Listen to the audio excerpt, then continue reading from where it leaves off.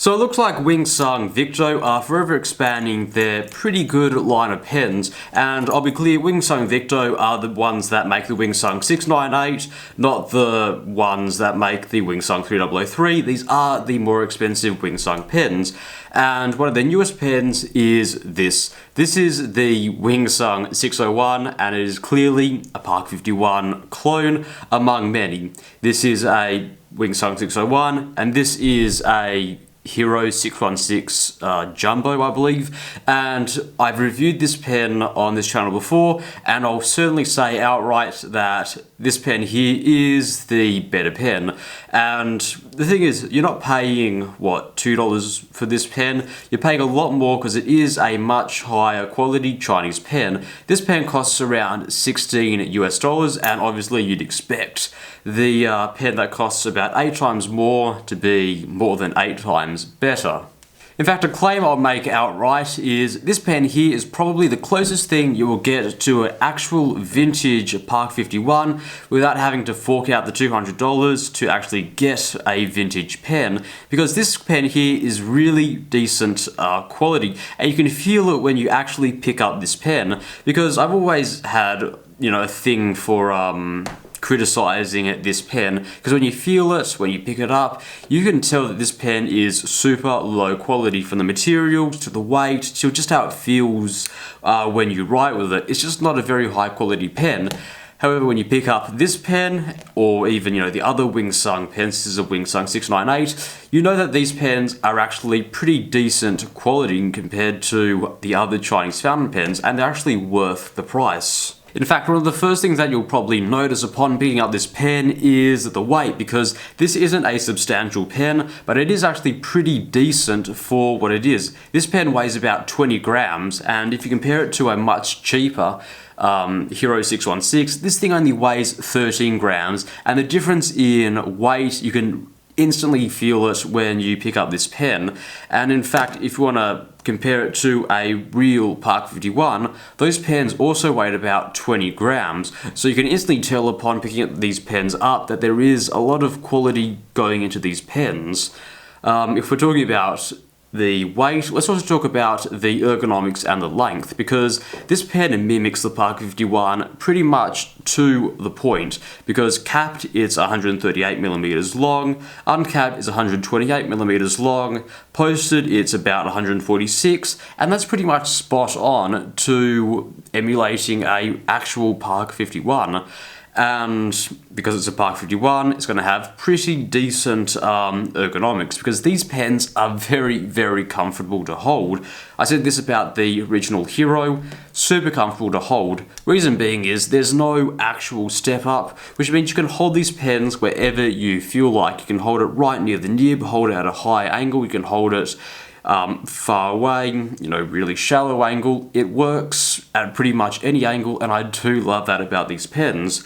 And these pens are certainly long enough to be used unposted, but I like using this pen posted. It's just nice, it balances pretty well, it's just very comfortable to hold, and you can hold this pen for quite some time.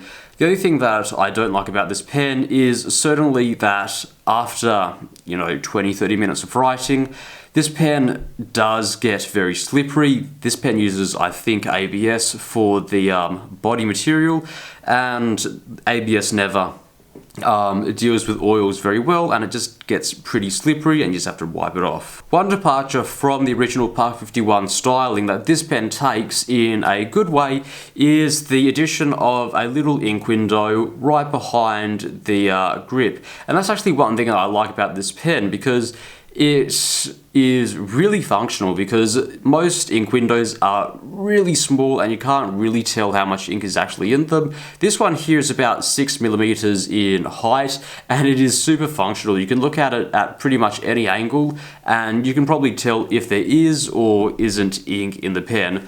Super helpful, and I do like the addition of the ink window. If you look at the body in general, I did mention that this pen is probably made of some form of ABS, and ABS is a brilliant material for making fountain pens from. I've been using this pen for about, almost 3 months now. I've had it for so long, and I've pretty much had no scratches on this pen. Remember, this was an EDC pen, and yes, it has developed some micro scratching. You're obviously going to get that with any form of plastic, but this pen has held up really well for everyday use. ABS is a very strong material. This pen is super strong. There's no way that I ever feel that I'm going to snap it when I'm going to put, when I put it into my pocket. Certainly much more durable than the other Hero 616 that I have purchased. So just to talk about the colour for a minute, this is the green colour, and this is one of the colours that Wingsung launched the 601 in, and this pretty much copies the green that was launched with the Park 51. However, over the time they have been adding more and more colours to their lineup, and I think there's a light blue colour, a pastel blue colour, and a few other colours in their lineup. So one nice thing about Wingsung Victo in general is they go above and beyond for their filling mechanisms. As you can clearly see on the Wingsung 698, they could have easily gone for a bladder or a converter, and they chose to use a proper piston mechanism. And the same thing can be said for the Wingsung 601. So what you have to do is remove a blind cap, and honestly, the blind cap really does blend into the body really well. But you undo it, and it's about an inch long, and when you remove it, what you can see is a pump mechanism, because this pen here is a vacuumatic filler. So what you do is you dip the hood of the fountain pen into a bottle of ink, and you press the plunger mechanism about 7 or 8 times for a complete fill. And what it does is it operates a diaphragm inside the back of the pen housing, and what it does is it forces air at the top of the pen body through a breather tube, and that creates a vacuum when the diaphragm is contracted back in, and it draws up ink. It's a very common mechanism. It's a mechanism that works well, and here it works well. This is a mechanism that I've been using for about 3 months, and it has shown no sign of degrading over time. It works just as well as the day it came, and the way it still operates is pretty much perfect. Everything fits well, it just operates smoothly. So let's talk about the nib of this fountain pen. So because this is a Park 51 knockoff, you're going to get a hooded nib with this fountain pen, and hooded nibs obviously are a trade-off between flex and writing speed. You're going to trade all that flex away to get a much faster writing speed. And if you've watched my channel for any period of time where I have reviewed a hooded nib fountain pen, you're going to know that I don't like hooded nib fountain pens all that much. I like to get a little bit of flex when I write. And in terms of hooded nib fountain pens, I haven't used all that many. The best one I have used is my friend's Lamy 2000, and the worst one I probably used is, these cheap Parker 51 knockoffs. And I gotta say, this is a pretty good hooded nib, and it is actually pretty enjoyable to write with for a hooded nib. So this pen here has a fine nib. One of the surprising things about this pen is it doesn't write like a European style nib. Usually when you have Chinese pens, their fine nibs tend to write a little bit bigger, but this one here writes very fine, like a very good Japanese style nib. And usually when I say it writes like a Japanese style nib, it's very small, but the trade-off is it's going to be scratching. But this pen is ground very well because it's not scratchy at all. When you write it like I write it, so I write it at an angle like this, there is pretty much no scratch. But that doesn't mean it's a perfect nib, because even though there is no scratch, there is some form of resistance between the nib and the paper. I've had this issue with other Chinese fountain pens before, and while there is no scratch, it just feels like there's some sort of, like a gluiness to the nib, and it is a little bit harder to drag across the page than, say, another fine nib. It's a very weird feeling, but it is something that I can easily overcome because I can still write with this nib very fast, and it is very enjoyable to write with. In terms of having a sweet spot, this pen does have a sweet spot, but unfortunately the sweet spot is not the way I write. The sweet spot means you have to write with it like this. At this angle, all the resistance that I was talking about with this nib pretty much disappears and it becomes buttery smooth. But unfortunately, who's going to write with the pen at what, a 5, 10, 15 degree angle? Pretty much no one. In terms of wetness for this nib, I think it's moderate for a fine nib. Now obviously for a fine nib, it's going to be a lot drier than say a medium nib, but in terms of, you know, just wetness for a fine nib, it is pretty good and it is pretty reliable for a fine nibs. I always find that fine nibs tend to skip around a little bit more than, you know, medium nibs and broad nibs, but this pen here is super reliable. I was using it as an everyday carry pen for close to 3 months, and pretty much every time, if there was, you know, the ink window was full of ink, it would write up like that every single time.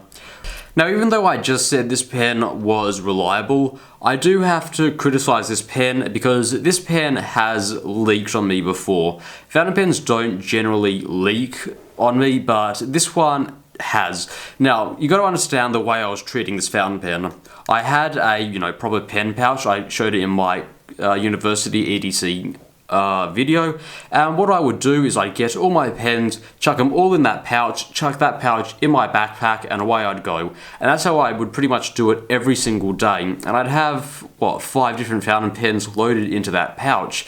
Now all of those pens were reliable, those pens were, you know, no issues from those pens whatsoever, except this pen, because every now and then I would go to grab this pen, I would pull the cap off, and it looked like the pen had had diarrhea. Honestly, the whole top of the script section would be absolutely plastered in ink, pretty much.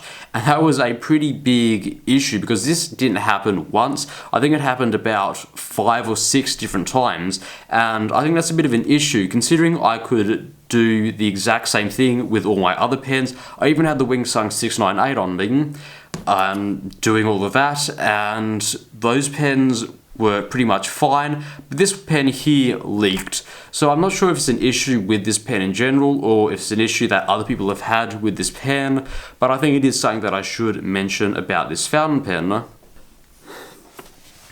Welcome to the writing sample for the Wingsung. The 601 with a fine nib. The ink that I'm currently using is Mont Blanc. Permanent black.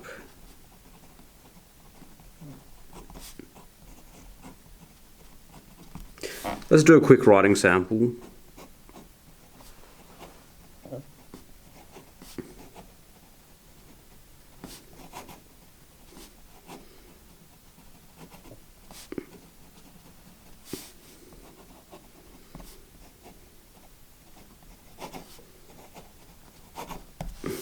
And as you can easily see from that writing sample, the writing sample was pretty much issue-free. The pen wrote pretty much every time. I can't see any skipping. A little bit of skipping there, but I think that's my fault.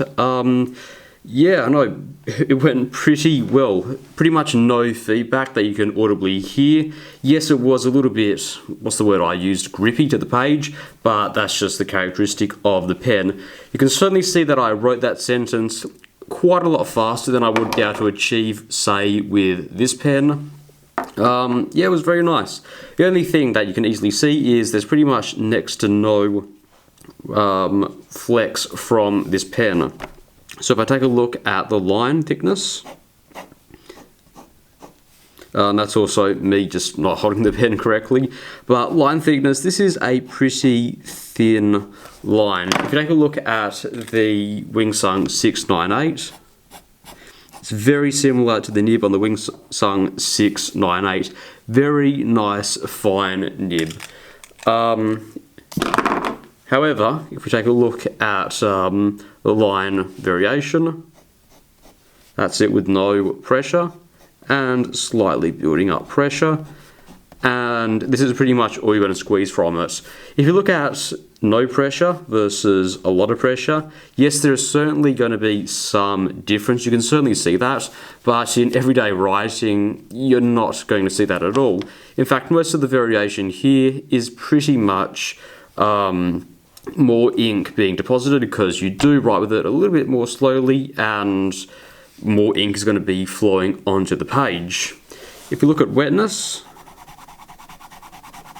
as I said, it's average, maybe a bit above average for a fine nib, and this is pretty nice. If you look at the fine nib on the Wingsung 698, it's a lot wetter.